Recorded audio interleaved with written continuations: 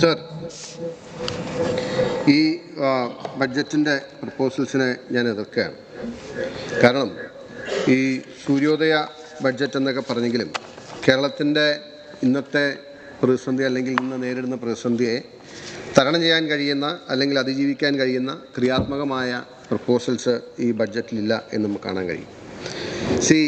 ഇന്ന് ഈ ബഡ്ജറ്റ് വന്നതിന് ശേഷം ട്രഷറി ബെഞ്ചസിൽ നിന്ന് തന്നെ വിവാദമായ പല പ്രതികരണങ്ങളും ഉണ്ടായി. അതിലേറ്റവും പ്രധാനപ്പെട്ട ഒന്ന് നമ്മൾ കണ്ടത്, ഉന്നത വിദ്യാഭ്യാസ വകുപ്പ് മന്ത്രി അവർ ഇതുമായി ബന്ധപ്പെട്ട് വിദേശ സർവകലാശാലകളെ കേരളത്തിലേക്ക് ക്ഷണിക്കുന്നതിനെ സംബന്ധിച്ച് നയപരമായ തീരുമാനമില്ല എന്ന് പറയണ്ടായി. ഈ കഴിഞ്ഞ ദിവസങ്ങളിൽ നിങ്ങളെല്ലാവരും കണ്ടു കാണും, സോഷ്യൽ മീഡിയയിൽ വളരെ വൈറലായ ഒരു ഫോട്ടോ ഉണ്ടായിരുന്നു. ആ ഫോട്ടോ ഒരു ബിരുദദാന ചടങ്ങിൽ പങ്കെടുക്കുന്ന അല്ലെങ്കിൽ അതിന് ശേഷമുള്ള ഫോട്ടോയാണ്. നിങ്ങൾക്ക് കിട്ടിക്കാണെന്ന് ഞാൻ വിചാരിക്കുന്നു.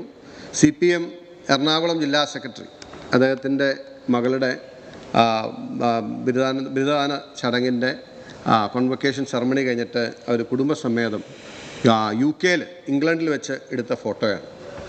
ഞാൻ ഓർത്തുപോവുകയാണ്, ഞാൻ KSU ഒക്കെ ആയിരുന്ന സമയത്ത് SFIയുടെ സമരങ്ങളും പോരാട്ടങ്ങളും അങ്ങ് സ്പീക്കർ സാർ അങ്ങടക്കം നടത്തിയിട്ടുള്ള സമര പോരാട്ടങ്ങൾ, ആ സമയത്ത് വിദ്യാഭ്യാസ മേഖലയെ അല്ലെങ്കിൽ സ്വകാര്യവൽക്കരിക്കുന്നതിനെതിരെ ഒക്കെ വലിയ സമരം നടത്തി ഒരു തലമുറയെ മുഴുവൻ ജയിലിൽ അയച്ച് വലിയ സംഘർഷപരമായ സമരങ്ങളുണ്ടായ കലാലയങ്ങൾ അടച്ച് വിദ്യാഭ്യാസം മുടക്കി സമരമെല്ലാം ചെയ്ത ഒടുവിൽ CPMൻ്റെ ജില്ലാ സെക്രട്ടറിയുടെ മകൾ യോർക്ക് യൂണിവേഴ്സിറ്റിയിൽ നിന്നും ബിരുദം വാങ്ങി നിൽക്കുമ്പോൾ കോട്ടും സൂട്ടും ഇട്ട് തൊട്ടടുത്ത് അഭിമാനത്തോടു കൂടി നിൽക്കുന്ന CPM ജില്ലാ സെക്രട്ടറിയെ നമുക്ക് കാണാൻ കഴിയും. വളരെ നല്ല കാര്യമാണ്. ഞാനതിനെ നിഷേധിക്കുന്നില്ല. മക്കളെയൊക്കെ നല്ല നിലയിൽ പഠിപ്പിക്കണം, നല്ല യൂണിവേഴ്സിറ്റി നല്ല കോളേജിലുമൊക്കെ അയക്കണം.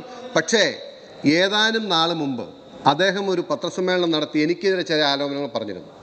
എനിക്കെതിരെ പറഞ്ഞ ആരോപണങ്ങൾ എന്ന് പറയുന്നത്, എൻ്റെ വരുമാനത്തിൻ്റെ സ്രോതസ് അന്വേഷിക്കണം, എൻ്റെ വരുമാനത്തിൻ്റെ ഉറവിടം അന്വേഷിക്കണം, വരുമാനത്തിൽ കവിഞ്ഞ സ്വത്ത് സമ്പാദിച്ചിട്ടുണ്ടോ എന്ന് അന്വേഷിക്കണം, ക്രമവിരുദ്ധമായ എന്തെങ്കിലും ചെയ്തിട്ടുണ്ടോ. അതിനുശേഷം അദ്ദേഹം പറഞ്ഞു അദ്ദേഹത്തിനെതിരെ ഞാൻ പറഞ്ഞത് CPM പരിശോധിക്കണമെന്ന് പറഞ്ഞു, നിങ്ങളുടെ നേതാക്കന്മാരുടെ ഇന്നത്തെ അവസ്ഥയെ സംബന്ധിച്ച്. അപ്പോൾ അദ്ദേഹം പറഞ്ഞു ഞങ്ങൾ ഓരോ രൂപ ചെലവഴിക്കുന്നതിനും പാർട്ടിക്ക് കണക്കുണ്ട്, പാർട്ടി പരിശോധിച്ചാണ് ഞങ്ങളെല്ലാം ചെയ്യുന്നത്. സ്വാഭാവികമായിട്ട് ഈ മകളുടെ വിദ്യാഭ്യാസത്തിൻ്റെ കാര്യവും CPM പരിശോധിച്ചിട്ടുണ്ടാകും എന്ന് ഞാൻ പ്രതീക്ഷിക്കുകയാണ്. അതുകൊണ്ടാണല്ലോ നിങ്ങളൊക്കെ അംഗീകരിച്ച് കൈയടിച്ച് നിൽക്കുന്നത്. CPM ജില്ലാ സെക്രട്ടറിയുടെ മകൾക്ക് യോർക്ക് യൂണിവേഴ്സിറ്റിയിൽ ഉന്നത പഠനം നടത്തി തിരിച്ചു പോരാൻ ഞാൻ അതിൻ്റെ അടിയിൽ പല ഫേസ്ബുക്ക് കുറിപ്പുകളും പലരും നാട്ടിലുള്ളവർ എഴുതുന്ന കണ്ടു.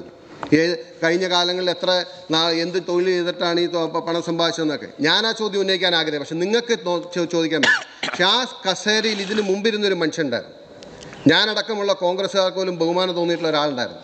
ആ കസേരയിരുന്ന് മെലിഞ്ഞൊട്ടിയ ശരീരം, കുഴിഞ്ഞ കണ്ണുകൾ, വളരെ പ്രായം ചെന്ന പരിണിതപ്രജ്ഞനായിരുന്ന ഒരാൾ ആ പാർട്ടി ഓഫീസിൻ്റെ ബെഞ്ചിൽ കടന്നുറങ്ങിയിരുന്നു. അദ്ദേഹം വളരെ പവർഫുള്ളായിരുന്നു. പാർട്ടി അധികാരത്തിലിരിക്കുമ്പോഴും അല്ലാത്തപ്പോഴും വളരെ പവർഫുള്ളും ആളുകൾക്ക് വളരെ ബഹുമാന്യമായിരുന്നു. AP വർക്കി എന്നാണ് അദ്ദേഹത്തിൻ്റെ പേര്. അദ്ദേഹം നമ്മളൊക്കെ പറഞ്ഞ പോലെ കണ്ടിട്ടുള്ള പോലെ രണ്ട് കൈയും ഒന്നുമില്ലാതെ വീട്ടിലേക്ക് രാഷ്ട്രീയ പ്രവർത്തനം നടത്തി മടങ്ങിപ്പോയ ആളായിട്ടാണ് ഞങ്ങൾ മനസ്സിലാക്കിയിട്ടുള്ളത്.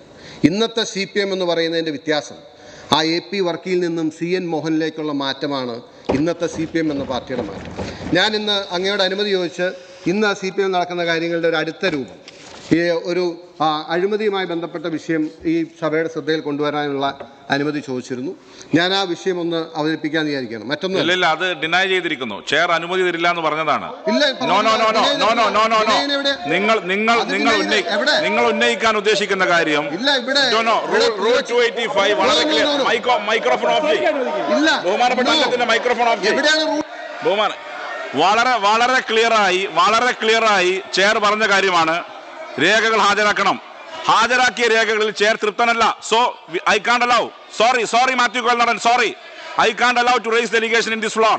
Sorry I can't allow this allegation in this floor. Sorry yes, if you can speak up. സംസാരിക്കണം. നോ. യെസ് ഇദ്ദേഹത്തിന് മൈക്രോഫോൺ കൊടുക്കുക. നിയമസഭാ ചട്ടങ്ങൾ ചട്ടങ്ങൾ ഇത് സംബന്ധിച്ച് വ്യക്തമായ തന്നെ സൂചിപ്പിച്ചിട്ടുണ്ട്. ഏതൊരംഗത്തിനും ഈ നിയമസഭയിൽ ആർക്കെതിരായിട്ടും അഴിമതി ആരോപണമോ മറ്റേതെങ്കിലും ആരോപണമോ എഴുതി കൊടുത്താൽ ഉന്നയിക്കാൻ അധികാരമുണ്ട്, അവകാശമുണ്ട്. അത് കീഴ്വഴക്കമാണ്. അങ്ങ്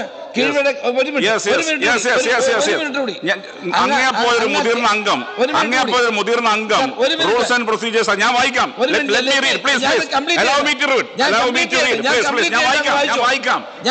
ബഹുമാനപ്പെട്ട അംഗത്തിന് അനുവദിക്കാം.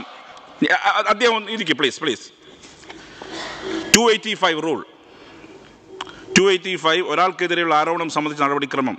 അതിൽ സെക്കൻഡ് പാര, അങ്ങനെയുള്ള ആരോപണം സഭയുടെ അന്തസ്സിന് ഹാനികരമാണോ, അങ്ങനെയുള്ള ആരോപണം കൊണ്ടുവരുന്നത് കൊണ്ട് യാതൊരു പൊതു താല്പര്യവും നിറവേറ്റുന്നില്ലെന്നും സ്പീക്കർക്ക് അഭിപ്രായമുണ്ടെങ്കിൽ അങ്ങനെ ഏതെങ്കിലും ആരോപണം കൊണ്ടുവരുന്ന ഏതൊരംഗത്തെയും ഏത് സമയത്തും സ്പീക്കർക്ക് തടയാവുന്നതാണ്.